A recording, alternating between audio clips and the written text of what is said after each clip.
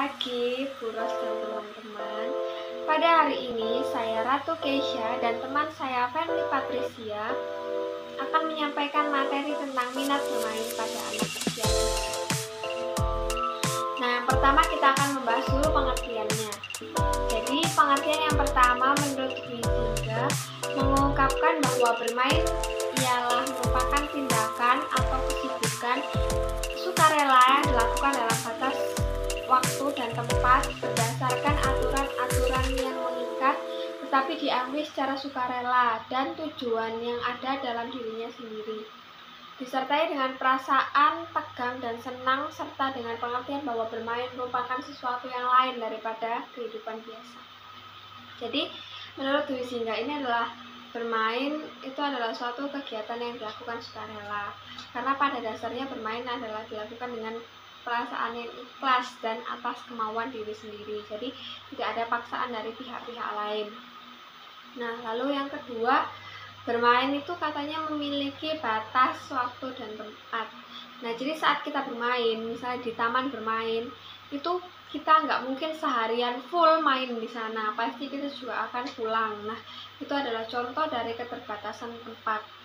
Lalu kita juga dalam bermain itu juga nggak full seharian, nanti kita ada makan, minum, nah itu adalah merupakan contoh dari batasan waktu yang dimaksud. Nah, lalu juga bermain merupakan sesuatu yang lain daripada kehidupan biasa. Itu jadi maksudnya kehidupan biasa itu kita seperti makan, terus mandi dan lain-lain. Nah, dalam bermain itu kita nggak melakukan hal itu, jadi berbeda dari kehidupan biasa. Nah, lalu pendapat yang kedua menurut Sigmund Freud dalam teori psikoanalisanya mengemukakan bahwa bermain ialah sama dengan fantasi atau lamunan. Melalui bermain, anak dapat memproyeksikan harapan-harapan maupun konflik pribadi, mengeluarkan perasaan negatif seperti pengalaman yang tidak menyenangkan atau traumatik dan harapan-harapan yang tidak terwujud dalam realita. Jadi, Sigmund Freud mengatakan bahwa bermain itu seperti fantasi atau lamunan. Nah, jadi anak-anak itu kan biasanya dalam sentra bermain peran atau dalam pelajaran bermain peran. Nah, di situ dia itu akan menjadi dokter, akan menjadi pedagang, atau akan menjadi pembeli. Nah, lalu itu kan menggunakan imajinasinya mereka membayangkan dirinya itu dokter, mereka membayangkan dirinya itu pedagang.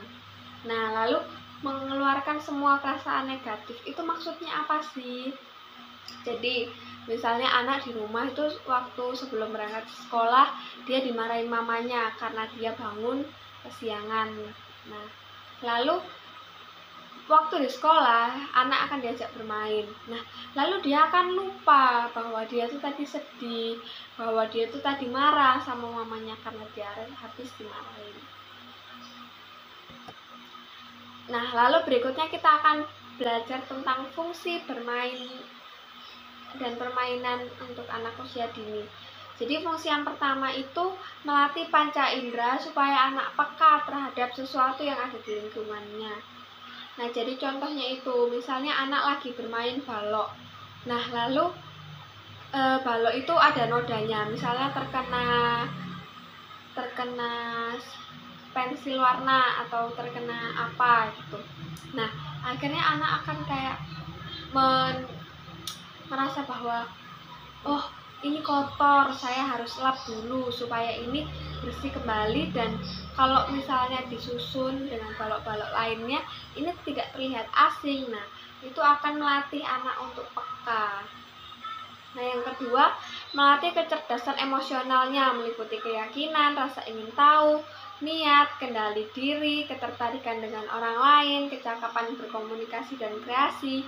Jadi dalam bermain itu melatih kecerdasan emosional anak. Jadi di sana dia juga akan dilatih kesabaran. Nah, misalnya dia lagi bermain mobil-mobilan, tapi mobilnya itu hanya satu. Nah, dari situ anak akan belajar untuk mengendalikan dirinya dan sabar. Jadi misalnya, oh ya, saya biarin si A bermain dulu, baru setelah si A saya ya. Nah, nanti itu sudah terjadi kesepakatan sebelum itu. Jadi anak akan mengerti dan dia akan mengendalikan dirinya. Dia akan melihat dulu si A bermain, lalu setelah itu gantian. Lalu yang ketiga, menanamkan nilai, norma etika, moral, budi pekerti, dan aspek lainnya yang mengandung unsur pendidikan. Jadi dalam nilai ini yang diajarkan itu juga nilai moral dan agama. Jadi misalnya ketika dia habis bermain dengan temannya, nah dia akan kayak, terima kasih ya hari ini sudah mau bermain dengan saya, semoga di kesempatan lainnya kita akan bermain lagi. Atau misalnya dia bertukar mainan dengan temannya, maka dia akan mengucapkan terima kasih. Nah gitu, terus dia akan menyapa temannya seperti halo, kita main yuk gitu. Nah, lalu melatih kecerdasan intelektual anak walaupun masih sederhana, sehingga ia mengenal konsep pengertian yang langsung diterapkan atau mengerti setelah mempraktekkan alat bermain. Nah, jadi misalnya waktu kita mengajari anak untuk bermain, misalnya sensori motor dari kita membuat agar-agar dengan bentuk hewan atau dengan bentuk bunga. Nah, lalu anak akan memegang itu terus bahwa kalau dipegang, diremet terus-terusan itu ternyata agar-agar itu bisa hancur loh. Nah, jadi itu akan menambah pengetahuan baru sama anak-anak. Jadi dia kayak akan, oh kalau saya nggak mau ini hancur, saya nggak boleh meremas terlalu keras, saya hanya boleh memegang. Nah, akhirnya itu melatih kecerdasan intelektual anak. Lalu yang selanjutnya, menanamkan nilai agama. Anak dibiasakan untuk mendengar, melakukan, dan mengerti sesuai dengan tingkat perkembangan dan kematangannya. Nah, jadi anak itu akan bermain sesuai usianya. Jadi pada anak usia dini itu cenderung bermain seperti hayalan atau imajinasinya mereka. Jadi mereka akan berpura-pura menjadi apa atau apa. Nah, tapi setelah mereka SD, mereka akan cenderung bermain bersama teman, seperti bermain kelereng, bermain game online, bermain sepak bola, dan lain-lain. Nah, setelah mereka SMP, juga mereka tidak akan bermain seperti itu lagi. Mereka akan cenderung nongkrong-nongkrong dengan teman, atau mereka cenderung bermain dengan kelompok-kelompok tertentu. Nah, seperti itu. Lalu yang selanjutnya kita akan membahas tentang ciri bermain dan permainan anak usia dini. Untuk melihat anak itu sedang bermain atau tidak, kita dapat mengetahuinya dari ciri-ciri berikut. Yang pertama, anak terlibat aktif bersama-sama. Yang kedua, spontan dan sukarela. Ketiga, berpura-pura atau tidak beneran. Yang keempat, anak harus aktif berpikir dan bergerak. 5. Fleksibel, artinya anak bebas memilih jenis permainan yang mereka sukai. Nah, jadi kita dapat melihat anak-anak itu bermain dari kelima ciri tersebut. Jadi anak-anak terlibat aktif bersama-sama. Jadi dia akan cenderung bermain dengan temannya dan bersama-sama dengan teman-temannya melakukan aktivitas tertentu seperti menyusun balok, menyusun puzzle, atau bermain masak-masakan dan lain-lain. Nah, yang kedua, spontan dan sukarela. Jadi kan bermain itu pada dasarnya tidak ada paksaan, jadi atas kemauannya kita sendiri. Jadi misalnya dulu waktu kecil itu, Keisha main yuk. Nah, mereka tuh ngajak main dengan kemauan mereka, dan saya juga main itu atas kemauan saya untuk bermain.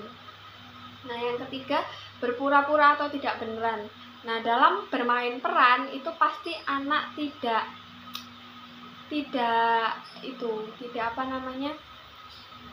beneran. Jadi misalnya dia bermain pedagangan, nah itu kan ada yang jadi pedagang dan ada yang jadi pembeli.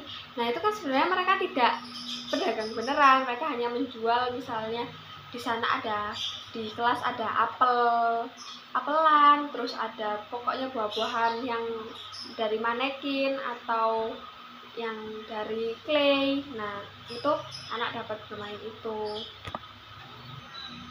Nah, lalu ciri berikutnya juga anak harus aktif bergerak dan berpikir. Nah, dalam bermain itu anak nggak diem-dieman gitu. Jadi dia misalnya akan berlari, misalnya saat dia bermain polisi-polisian dan penjahat. Nah, nanti akan ada yang jadi penjahat, lalu nanti tiba-tiba ketahuan polisi. Terus polisinya akan berlari mengejar penjahat itu. Nah, jadi anak akan melakukan gerakan di situ. Lalu yang kelima, fleksibel, artinya anak bebas memilih jenis permainan yang mereka sukai dan mereka untuk mainkan. Jadi nggak ada paksaan, kan bermain itu sukarela tanpa paksaan. Nah, di sini juga fleksibel itu mereka bebas gitu loh, mereka mau milih. Misalnya nanti, oh saya mau bermain dengan balok. Nah, tapi berbeda dengan si B. Mungkin si B akan, saya mau bermain bahan alam. Nah, gitu. Jadi anak-anak itu mempunyai pilihannya sendiri untuk jenis mainannya yang akan mereka mainkan. Lalu yang selanjutnya kita akan membahas tahap perkembangan bermain. Yang pertama itu tahap eksplorasi. Itu terjadi dari bayi hingga berumur sekitar 3 bulan.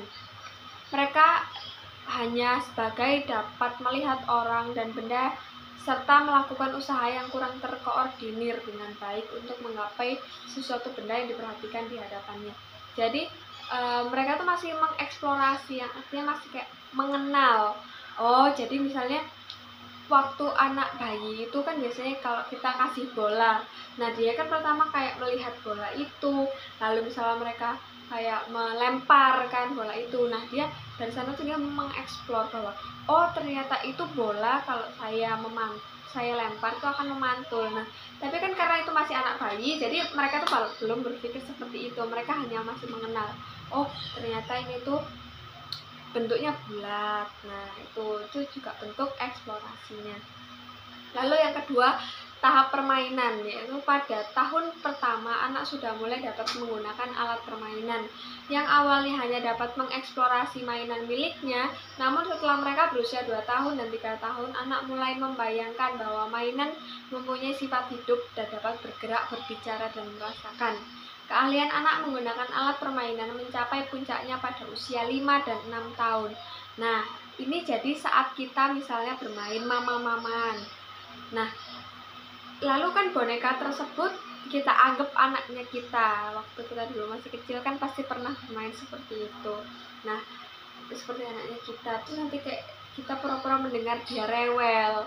Nah, dia jadi kayak merasakan, oh ini rewel, saya harus kasih susu. Nah, akhirnya kita mengambil botol, entah minyak kayu putih atau minyak telon, lalu kita pura-pura jadi susu terus, oh diem ya sayang ya, diem ya sayang. Nah, gitu. Dan itu berlangsung hingga anak usia 5 sampai 6 tahun. Lalu yaitu tahap bermain. Nah, setelah masuk sekolah, jenis permainan anak sangat beragam. Pada awalnya mereka meneruskan bermain dengan barang mainan, terutama bila sendirian. Selain itu mereka merasa tertarik dengan permainan, olahraga, hobi, dan bentuk permainan yang matang lainnya. Nah, jadi setelah sekolah dia akan lebih cenderung ingin bermain bersama-sama gitu. Jadi perbedaan permainan dan bermain adalah jika permainan itu kita menggunakan sesuatu alat dan itu bisa sendirian atau bersama orang lain, dan itu kayak alatnya itu mayoritas cenderung punya kita. Nah, jika bermain itu kita melakukan aktivitas bersama orang dalam lingkup yang luas. Seperti misalnya kita bermain bola atau misalnya bermain peran. Nah, itu kan kita nggak sendirian, walaupun pada tahap permainan juga kita melakukan bermain peran seperti mama-mama dan dokter tadi, tapi bermain itu cenderung dilakukan dengan banyak orang. Lalu yang selanjutnya adalah tahap melamun. Semakin mendekati masa puber, anak-anak mulai kehilangan minat dalam permainan yang sebelumnya disenangi dan banyak menghabiskan waktunya dengan melamun, yang merupakan ciri khas anak remaja saat berkorban. Saat mereka menganggap dirinya tidak diperlakukan dengan baik dan tidak dimengerti oleh siapapun. Nah, pada saat kita misalnya TK sampai SD itu kita masih cenderung ingin bermain, tapi waktu kita sudah mulai SMP atau SMA, itu kita lebih cenderung ingin menyendiri dan lebih kayak ingin menghabiskan permainan di dunia sosial atau bermain medsos. Nah, seperti itu. Sekarang saya akan menjelaskan mengenai bentuk-bentuk permainan anak usia dini. Ada beberapa tokoh yang berpendapat mengenai bentuk-bentuk permainan anak usia dini. Yang pertama yaitu ada Buhler. Menurut Buhler, bentuk permainan ada 4. Pertama yaitu permainan gerak dan permainan fungsi. Dari lahir hingga usia 3 tahun. Berbagai macam aktivitas motorik, vokal, dan penginderaan. Berbagai macam aktivitas motorik, contohnya yaitu pada bayi usia 1 bulan, misalnya bayi refleks untuk menggenggam jarinya atau benda-benda yang mengenai telapak tangannya. Lalu untuk melatih motorik halus anak bisa dengan cara menggenggam mainan dan melepaskan mainan. Lalu untuk melatih motorik kasar anak bisa dengan cara melatih anak untuk bisa duduk sendiri. Lalu contoh dari vokal yaitu bayi mengeluarkan suara-suara, contohnya yaitu A, I, U, dan U. Dan penginderaan, contohnya yaitu bayi menoleh saat namanya disebut. Kedua yaitu permainan peranan, permainan fantasi, dan permainan fiksi, terutama pada anak usia 2 dan 5 tahun. Semua aktivitasnya mempunyai sifat seakan-akan. Contohnya yaitu anak seakan-akan menjadi karakter yang disukainya. Misalnya untuk anak perempuan menjadi seorang princess, dan untuk laki-laki bisa menjadi Spiderman atau bisa juga menjadi Superman. Lalu yang ketiga yaitu permainan reseptif. Ada sesudah tahun kedua tidak ada puncak yang terikat pada usia tertentu, terbuka untuk dan dapat merasakan kesan-kesan baru. Contohnya yaitu saat orang tua mulai menceritakan dongeng pada anak dan anak mengikuti dongeng tersebut dan menempatkan dirinya pada cerita tersebut. Lalu keempat yaitu ada permainan konstruksi. Sudah ada mulai anak usia 2 tahun dan meningkat, terutama mulai usia 5 tahun. Misalnya membuat sesuatu dari plastisin, yaitu membuat bebek atau juga membuat salju. Kita bisa juga membuat istana dari pasir. Dan menurut Varden, permainan ada 6. Yang pertama yaitu gerakan terarah.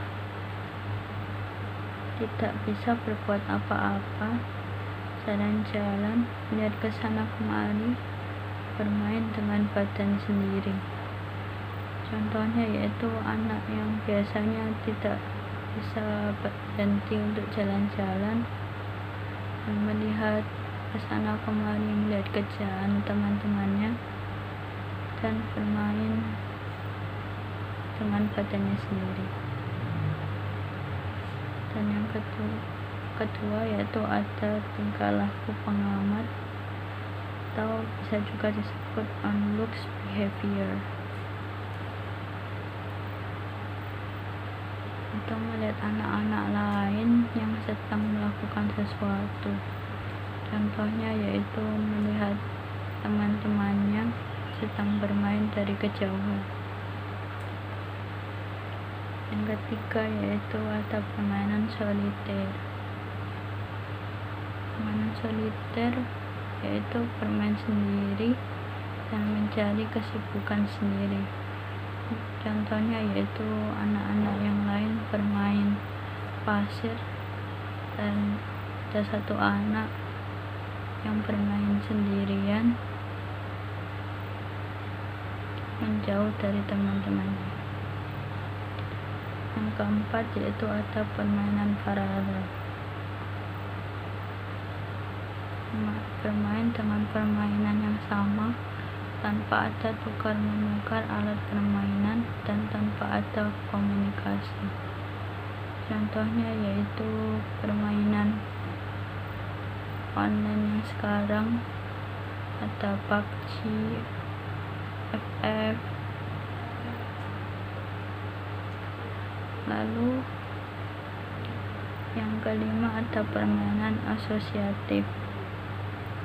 Anak-anak bermain bersama tetapi tanpa ada pemusatan terhadap sesuatu tujuan, tanpa ada pembagian peranan, dan tanpa ada pembagian alat-alat permainan. Jadi yang dimaksudkan dari permainan asosiatif ini, anak-anak berkumpul bersama untuk bermain tetapi tanpa ada suatu tujuan dan tanpa ada pembagian peranan dan tanpa ada pembagian alat-alat permainan. Yang keenam yaitu ada permainan kooperatif. Permainan yang kerjasama dan koordinasi dalam alat-alat dan peran-peranan, ada perjanjian dan pembagian tugas-tugas. Di dalam permainan ini lebih terorganisasi dalam alat-alat dan peranan-peranan, ada perjanjian dan pembagian tugas-tugasnya. Lalu yang ketiga yaitu adaptasi. Menurut Piaget bentuk-bentuk permainan ada 3. Yang pertama yaitu permainan latihan. Latihan untuk memperlakukan benda-benda, untuk mengerti sifat-sifat benda, dan untuk memperluas pengetahuannya. Contohnya yaitu orang tua bisa melatih anak untuk meremas benda-benda di sekitarnya. Jadi anak-anak bisa tahu mana benda yang bisa untuk diremas dan mana benda yang tidak bisa diremas. Dan yang kedua yaitu ada permainan simbolis, terutama pada sesudah tahun kedua. Anak belajar untuk menyesuaikan kebutuhan-kebutuhannya dan keinginan-keinginannya pada kenyataan, dan untuk menghidupkan khayalannya dengan menggunakan objek-objek di sekitarnya. Contohnya yaitu anak berkhayal menggunakan kardus untuk menjadi mobil-mobilan. Dan yang ketiga yaitu ada permainan aturan, terutama antara 7 dan 11 tahun. Tujuan permainan ini yaitu untuk mengerti aturan-aturan objektif dari waktu dan orang-orang tertentu, dipelajari melalui aktivitas-aktivitas permainan. Contohnya yaitu anak menjadi tahu kalau meminjam mainan anak lain jangan merebutnya, bisa dengan minta baik-baik kepada anaknya. Selanjutnya saya akan menjelaskan mengenai manfaat bermain bagi anak usia dini. Yang pertama yaitu meningkatkan kreativitas anak. Permainan mempunyai sumbangan penting dalam mengembangkan kreativitas anak usia dini. Kreativitas artinya yaitu seseorang dapat untuk menciptakan sesuatu hal yang baru dari benda-benda yang berada di sekelilingnya. Dan untuk mengasah kreativitas anak bisa dengan cara bermain. Contohnya yaitu bermain warna, masak-masakan, dan lain-lain. Yang kedua yaitu meningkatkan sportivitas dan kejujuran pada diri anak. Kegiatan bermain dapat mengasah sikap-sikap tersebut. Misalnya yaitu ketika bermain sepak bola, setiap anak diminta untuk harus mentaati peraturan yang ada. Jika dalam proses ada anak yang bermain curang, seperti contohnya menjegal temannya saat bermain, maka anak tersebut akan dikeluarkan dari permainan. Maka dari itu bermain bisa untuk meningkatkan sportivitas dan kejujuran pada diri anak. Dan yang ketiga yaitu menumbuhkan rasa bersaing yang positif pada anak. Artinya melalui kegiatan bermain akan mengasah sikap bersaing yang positif pada diri anak. Contohnya yaitu saat bermain pasir. Anak tersebut walaupun terus gagal dalam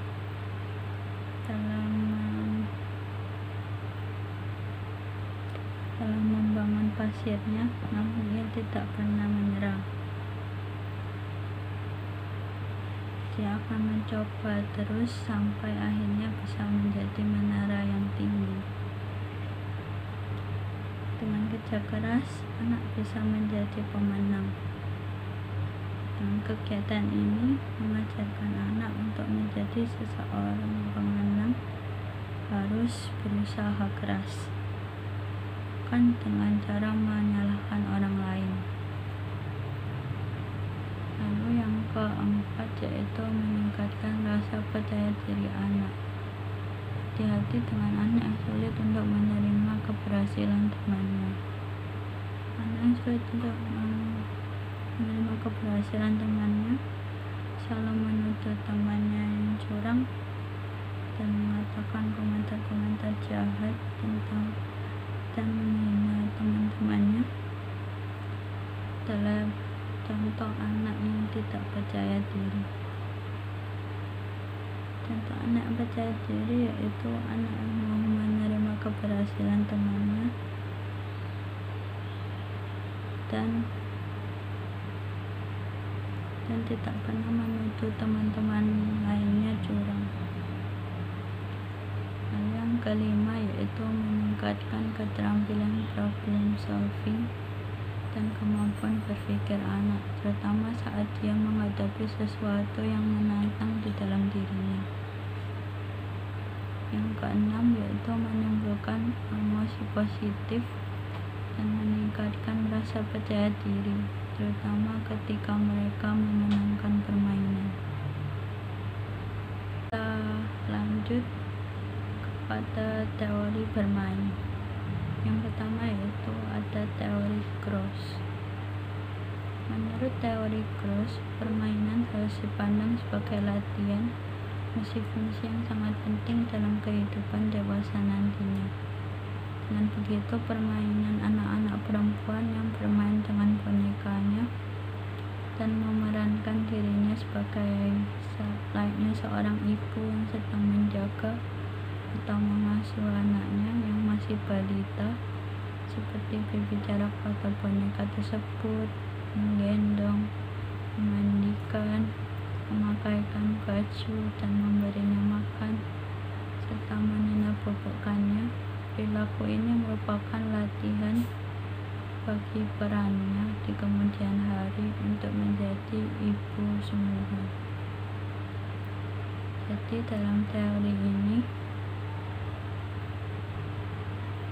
permainan itu dipandang sebagai latihan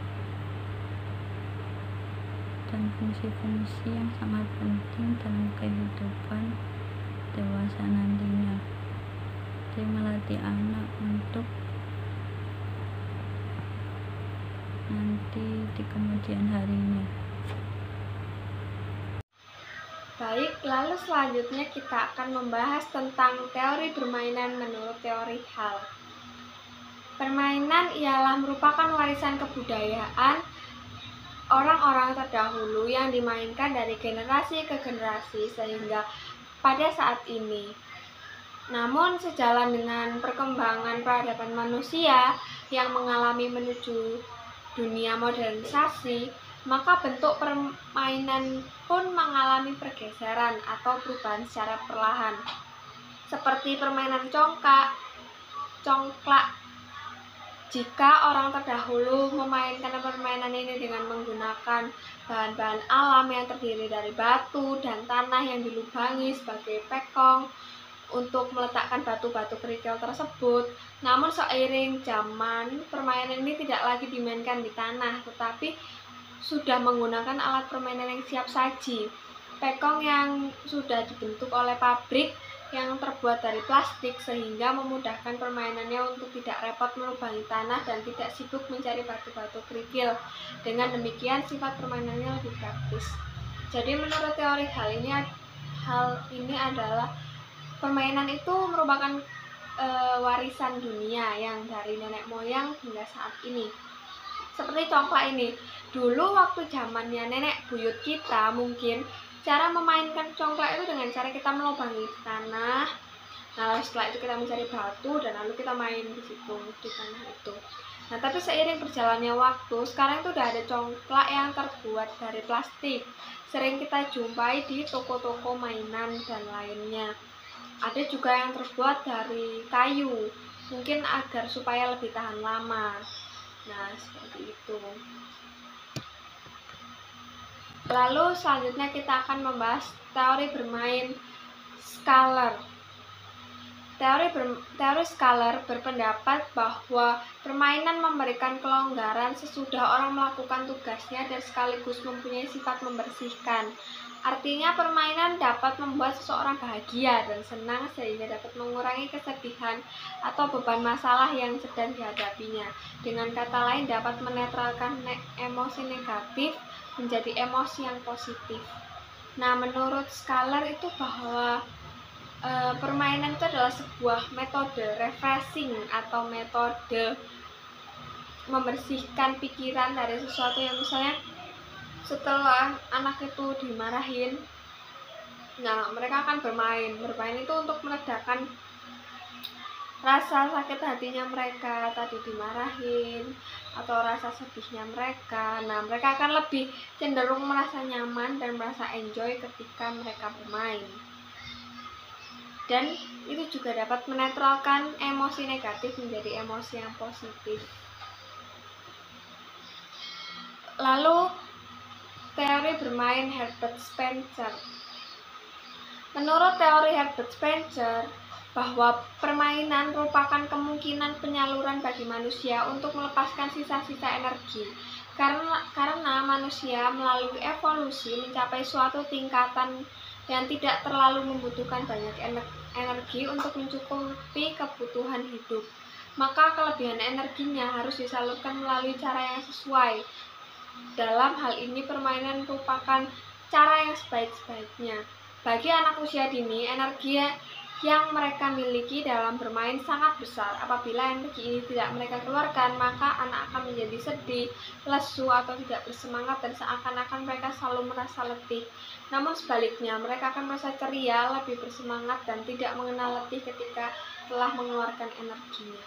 Nah, jadi menurut Herbert Spencer, permainan adalah cara untuk menyalurkan atau mengeluarkan energi. Nah, jadi mungkin pada saat kita tumbuh dewasa seperti ini, kita akan lebih cenderung malas bermain, nanti capek. Nah, tapi bermainnya kita tuh bukan seperti anak usia dini yang bermain bersama teman, mengeksplorasi sekitar. Nah, kita mungkin dalam bentuk bermain gadget atau apa. Tapi pada anak usia dini itu, makanya anak usia dini sering dikenal nggak punya capek atau nggak punya lelah gitu. Mereka akan terus bermain. Kadang kalau misalnya anak itu nggak disuruh berhenti bermain, mereka bisa bermain hingga pagi, hingga sore, atau bahkan malam. Nah, baru setelah malam, setelah energi mereka semua habis, mereka akan pulang. Lalu mereka bisa makan, dan lalu mereka akan cepat tidur. Nah, seperti itu anak-anak. Jadi, anak-anak akan lebih aktif untuk bermain, menurut Herbert Spencer. Selanjutnya kita akan membahas teori Lubinskaja. Menurut teori Lubinskaja, permainan adalah cerminan realitas sebagai bentuk awal memperoleh pengetahuan. Artinya, bagi anak usia dini, kegiatan bermain yang mereka lakukan sepanjang hari bukanlah sesuatu yang sia-sia atau membuang-buang waktu, tetapi melalui bermain, anak mendapatkan pengetahuan baru baik dalam aspek fisik, motorik, bahasa, kognitif, sosial, emosional, dan seni, serta agama anak usia dini. Nah, jadi menurut Lubinskaja ini, itu permainan adalah cerminan dari realitas. Jadi dalam bermain itu juga mereka akan belajar dan mengembangkan 6 aspeknya itu. Jadi misalnya mereka bermain menyusun puzzle. Nah, mereka akan memiliki pengetahuan. Oh, setelah puzzle ini kususun, ternyata menghasilkan gambar rumah sakit. Terus ternyata di rumah sakit itu ada perawatnya, lalu ada ambulannya. Nah, itu akan menambahkan pengetahuan baru bagi anak-anak, serta mereka bisa melatih juga bahasanya. Jadi mereka akan misalnya berbicara kepada gurunya, Bu, tadi saya sudah menyusun puzzle. Lalu puzzle ini saya melihat ada perawat, ada ambulan, dan ada orang sakitnya, Bu, gitu. Lalu dalam sosial emosional itu juga anak dilatih kesabaran. Jadi seperti, aduh, ini kok puzzle-nya nggak cocok ya, saya cari-cari kok nggak cocok. Akhirnya anak akan terus berusaha, dan mereka akan terus berusaha sabar untuk bisa menyusun puzzle tersebut. Lalu yang selanjutnya, aspek-aspek perkembangan atau anak usia dini. Jadi, bermain merupakan salah satu cara untuk membentuk kepribadian anak. Sehingga untuk mendidik anak yang tepat adalah bermain sambil belajar. Anak tidak sadar bahwa dengan bermain dia juga belajar. Anak taunya ia sedang bermain dengan suasana yang menyenangkan, gembira, lucu, spontan, jujur, dan tidak ada unsur paksaan. Jika anak selalu bahagia, maka pertumbuhan badan atau raga dalam perkembangan jiwanya akan berjalan dengan baik. Hasil penelitian mengenai permainan pada anak-anak membuktikan bahwa permainan dapat memajukan aspek-aspek perkembangan seperti motorik, kreativitas, kecakapan sosial dan kognitif, dan juga perkembangan motivasional dan emosional. Jadi, aspek-aspek perkembangan anak usia dini itu kan ada 6. Seni, bahasa, sosial emosional, fisik motorik, kognitif, dan satu lagi kreativitas. Nah, sekarang kita masuk ke dalam contoh permainan dalam menstimulasi aspek-aspek perkembangan anak usia dini. Yang pertama yaitu ada permainan dalam mengembangkan aspek kognitif anak usia dini. Contoh permainannya yaitu ada permainan ABC 5 jari. Tujuan permainan ini yaitu untuk merangsang kemampuan anak dalam berhitung dan mengenal huruf vokal, serta merangsang kemampuan imajinasi anak dalam mengenal kata yang berawalan huruf sama. Cara bermainnya yaitu guru dan anak-anak terlebih dahulu menyepakati nama-nama apa yang akan menjadi tema, misalkan nama-nama buah, nama-nama hewan, nama-nama benda, nama orang, dan sebagainya.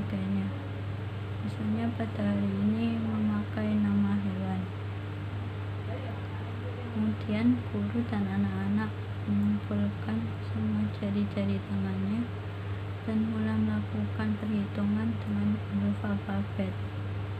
Misalkan ada 12. A, I, U, E, U, A, I, U, E, U, A, I. Jadi yang berawalan huruf I dan nama-nama hewan. Contohnya yaitu ada ikan dan ada juga iguana.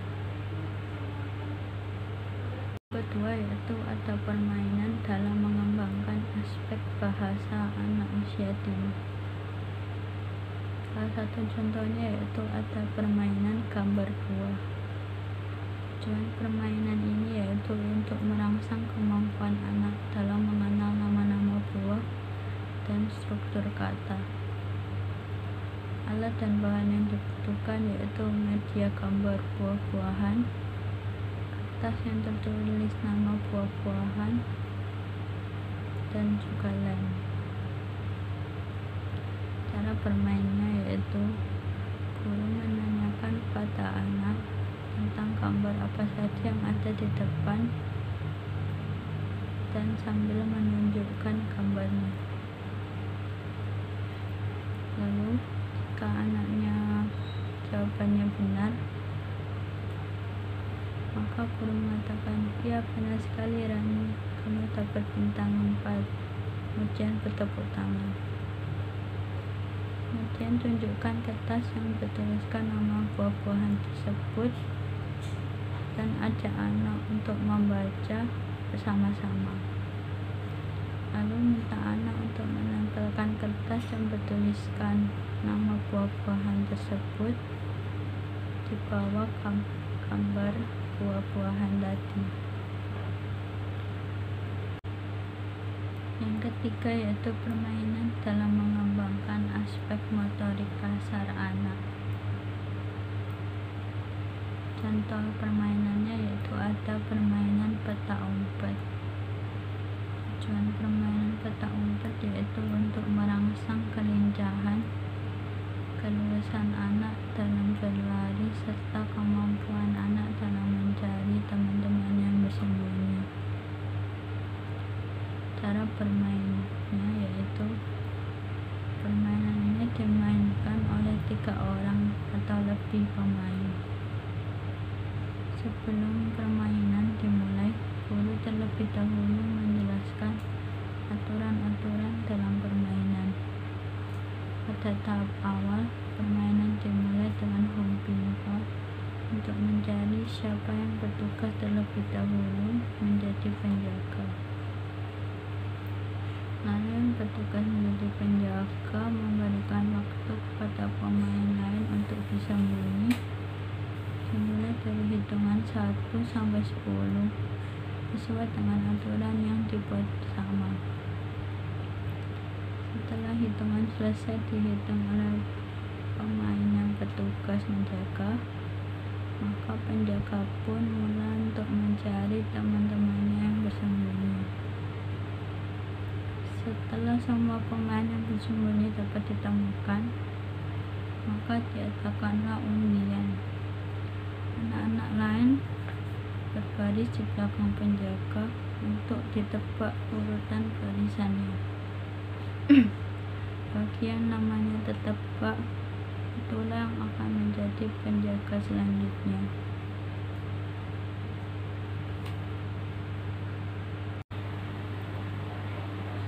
Keempat yaitu ada permainan dalam mengembangkan aspek motorik halus anak usia dini. Contoh dari permainan dalam mengembangkan aspek motorik halus ada permainan jahit ulur. Tujuan permainan jahit ulur yaitu untuk merangsang kecekatan dan kelenturan motorik halus anak. Alat dan bahan yang diperlukan yaitu kertas manila berwarna 40x20 cm, pelupang kertas, jarum besar, dan benang nilon. Cara bermainnya yaitu: pertama, lipat kertas menjadi ukuran 20 x 20 cm, kemudian lubangi sisi kanan, kiri, dan bawah dengan pelubang. Biarkan bagian atas tidak berlubang.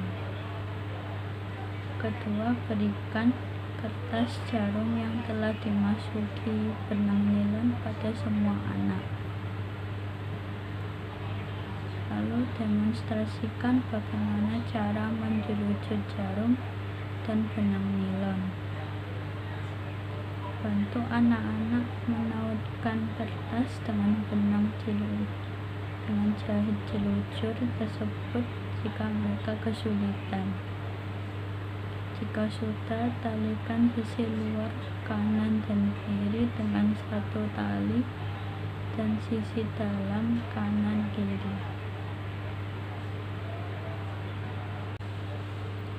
Lalu yang kelima, ada permainan dalam mengembangkan aspek sosial emosional anak usia dini. Contoh dari permainannya yaitu ada permainan meminta mainan. Tujuan permainan ini yaitu untuk merangsang perspektif orang lain dan kepekaan simpati. Cara bermainnya yaitu: sebelum permainan dimulai, berikan anak terlebih dahulu 3 peran yang akan mereka mainkan, yakni peran sebagai murid yang bernama Nadine dan Dana serta ibu guru. Dana berperan untuk meminta mainan kepada Nadine. Nadine berpura-pura tidak mau memberikan mainannya karena sedang asik. Kemudian Dana berperan merampas mainan tersebut secara paksa dari Nadine. Lalu Nadine berpura-pura menangis terisak-isak, dan ibu guru datang berpura-pura untuk menasehati Dana agar tidak merampas mainan milik temannya, tetapi mintalah dengan cara yang baik. Biarkan anak-anak untuk memilih peran yang mereka inginkan dan mengelompokkan menurut perannya itu. Berikan kesempatan anak untuk berunding. Pertama, persilakan kelompok 1 untuk memulainya. Berikan mereka kesempatan untuk berlaga sesuai ekspresi mereka masing-masing. Beri tepuk tangan setelah kelompok 1 telah selesai. Lalu berikan kesempatan kepada kelompok 2 untuk bermain juga. Dan berikan tepuk tangan setelah kelompok 2 telah selesai.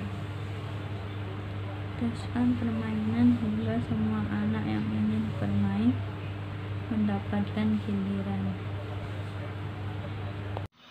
Lalu yang selanjutnya, permainan dalam mengembangkan aspek seni anak usia dini.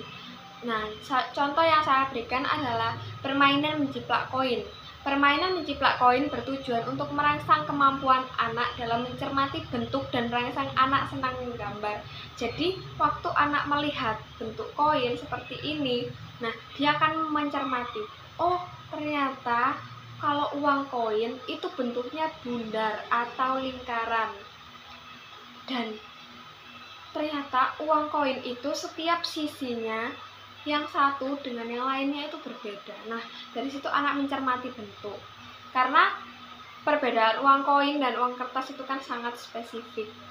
Jadi, ini sangat bisa digunakan.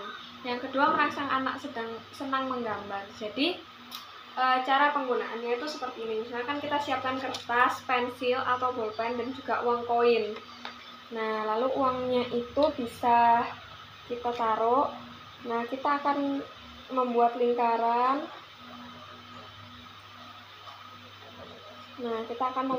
Seperti ini.